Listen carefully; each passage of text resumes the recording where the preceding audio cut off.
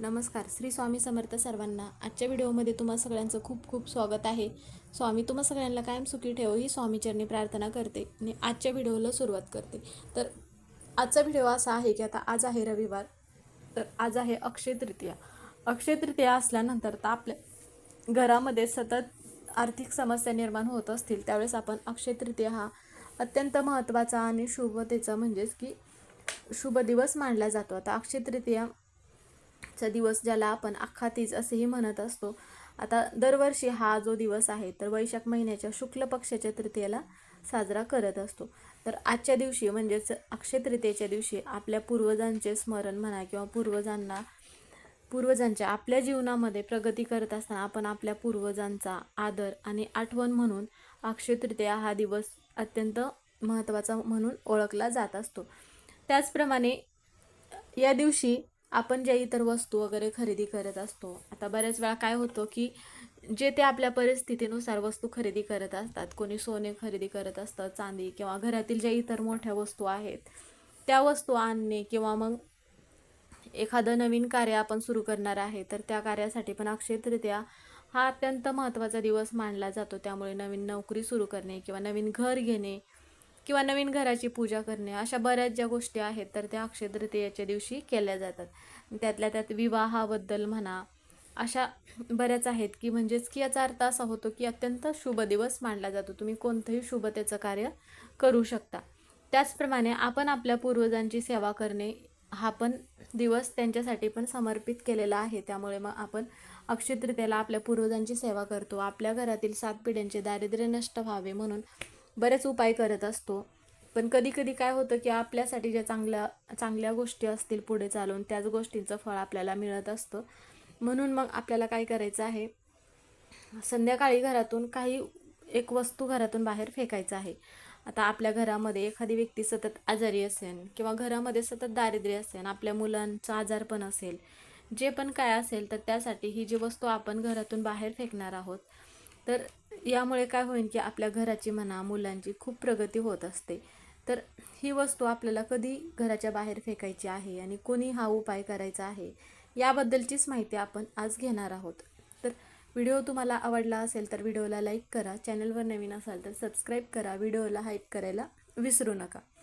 तर सगळ्यात पहिली गोष्ट म्हणजे आता अक्षय तृतीयेच्या दिवशी आपण संध्याकाळी काही ज्या वस्तू आहेत तर त्या वस्तू आपण घरातून फेकायच्या आहेत. आता संध्याकाळी म्हणजे 6 ते रात्री 12पर्यंत तुम्ही हा जो उपाय आहे तर हा उपाय करू शकता. आता घरामध्ये आपल्या पितृदोष असेल किंवा विवाह जुळून येत नसतील, आर्थिक अडचणी असतील तर त्यावेळेस आपण मग भगवान विष्णूंना समर्पित म्हणून काही सेवा आपण करत असतो. त्याचप्रमाणे हा जो दिवस आहे तर अक्षय तृतीयाचा, या दिवशी आपण विष्णू सहस्त्रनाम म्हणणे, त्याचप्रमाणे आपल्या पूर्वजांचे स्मरण करणे याला पण जास्त महत्त्व दिलं जातं.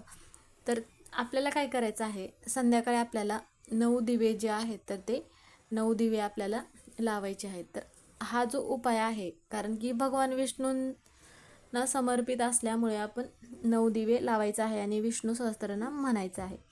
आता हा जो उपाय आहे तर हा उपाय आपल्याला कोण करू शकतं, तर हा उपाय ज्या महिलांना मासिक धर्म नसेल त्याच महिला हा उपाय करू शकतात.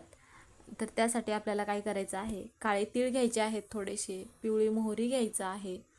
तर या ज्या वस्तू आहेत तर या वस्तू घ्यायच्या आहेत आपल्याला. आता जर तुमच्याकडे यातली एखादी वस्तू नसेल तर हरकत नाही, जेवढ्या वस्तू असतील तेवढ्या वस्तू तुम्ही घेऊन उपाय करू शकता.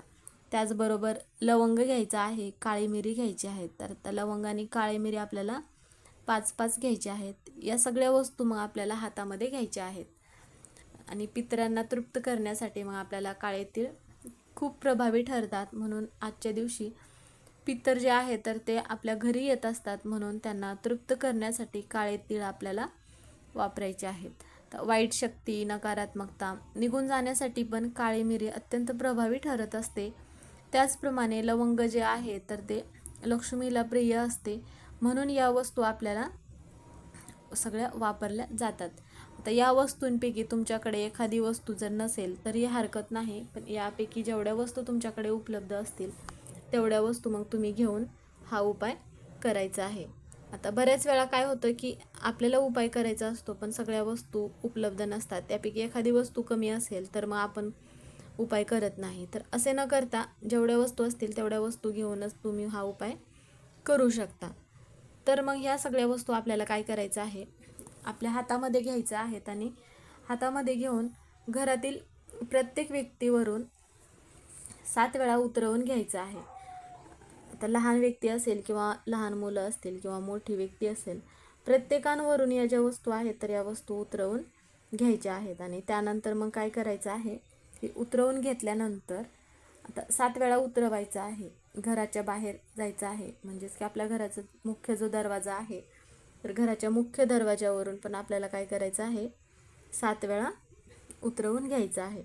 आणि त्यानंतर मग घराच्या बाहेर दक्षिण दिशेला आपल्याला या ज्या वस्तू आहेत तर या वस्तू दक्षिण दिशेला घराच्या बाहेर फेकायच्या आहेत. आता या वस्तू घराच्या बाहेर फेकत असताना, आपण घराच्या बाहेर येत असताना पाठीमागे चुकूनही वळून बघायचं नाही, किंवा मग ज्या वेळेस आपण या वस्तू फेकून घरामध्ये प्रवेश करणार आहे त्यावेळेस पण पाठीमागे चुकूनही वळून न बघता सरळ घरी यायचं आहे. घरी आल्यानंतर हातपाय धुवूनच घरामध्ये यायचं आहे. आता असा उपाय केल्यानंतर आपल्या घरातील जे दारिद्र्य आहे, दारिद्र्य तर नष्टच होत असते, त्याचप्रमाणे आपल्या मुलांची म्हणा, आपल्या घराची मग प्रगती होत असते. त्यामुळे असा जो उपाय आहे, तुमच्या घरामध्ये या समस्या असतील तर तुम्ही पण मग असा एक उपाय आवर्जून करायचा आहे. आता पैशाच्या अडचणी दूर होण्यासाठी अजून एक उपाय तुम्हाला करायचा आहे. तर त्यासाठी 11 नाणे आपल्याला घ्यायचे आहेत. 1 रुपयाचं असेल किंवा 2 रुपयाचं असेल किंवा 5 रुपयाचं असेल तर हे नाणे आपल्याला घ्यायचे आहेत. एक पूजेचं लाल वस्त्र आपल्याला घ्यायचं आहे. त्यामध्ये हे जे नाणे आहेत तर हे नाणे त्यामध्ये ठेवायचे आहेत. आणि देवघरामध्ये जिथे आपल्या माता लक्ष्मीची मूर्ती असेल तर तिथे आपल्याला काय करायचं आहे, हे जे नाणे आहेत तर ते नाणे आपल्याला ठेवायचे आहेत. आणि माता लक्ष्मीला धूपदीप लावून ओवाळून घ्यायचं आहे. आणि हे जे नाणे आहेत तर आपल्या हातामध्ये घेऊन महालक्ष्मी अष्टक म्हणायचं आहे. घरातील दारिद्र्य दूर होण्यासाठी माता लक्ष्मीला प्रार्थना करायचा आहे. आता आजच्या दिवशी म्हणजेच की अक्षय तृतीयेच्या दिवशी दान करण्याला खूप महत्त्व दिले जाते. आपण कोणतेही दान केले तर आपल्या घरामध्ये कधीच कोणत्या गोष्टींची कमतरता भासत नाही, त्यामुळे आवर्जून दान करायचं आहे. आता दान करणं ज्यांना शक्य होत नसेल त्यांनी मग जेवढी, म्हणजेच की जी गोष्ट दान करायला शक्य होत असेल ती गोष्ट तुम्ही आवर्जून दान करू शकता. तर बऱ्याच वेळा काय होतं की दान करायचं असतं पण घरातील परिस्थिती तशी नसल्यामुळे बऱ्याच व्यक्तींना दान करणं हे घडत नाही. त्यामुळे तुमच्याकडून 10 रुपयाची जरी वस्तू असेल किंवा 20 रुपयाची तरी तुम्ही मग दान करू शकता, किंवा मग जरी नाही शक्य झालं तर अन्नदान तरी आवर्जून करायचं आहे.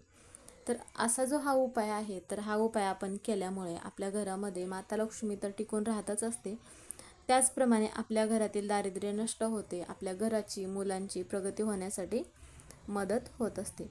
त्यामुळे मग तुमच्या घरामध्ये पण ज्या पण काय समस्या आहेत त्या समस्या जर असतील तुमच्या घरात तर अक्षय तृतीया हा अत्यंत महत्त्वाचा दिवस मानला जातो. त्यामुळे तुम्ही मग आवर्जून असा हा जो उपाय आहे तर हा उपाय करायचा आहे. तर आता तुम्हाला माहिती समजलीच असेल कोणत्या वेळेमध्ये ही वस्तू घरातून बाहेर फेकायची आहे, कोणी फेकायची आहे. तर व्हिडिओ इथेच संपला. व्हिडिओ कसा वाटला कमेंट करून नक्की सांगा. कमेंटमध्ये श्री स्वामी समर्थ हे लिहायला विसरू नका. व्हिडिओ पूर्ण बघितल्याबद्दल धन्यवाद.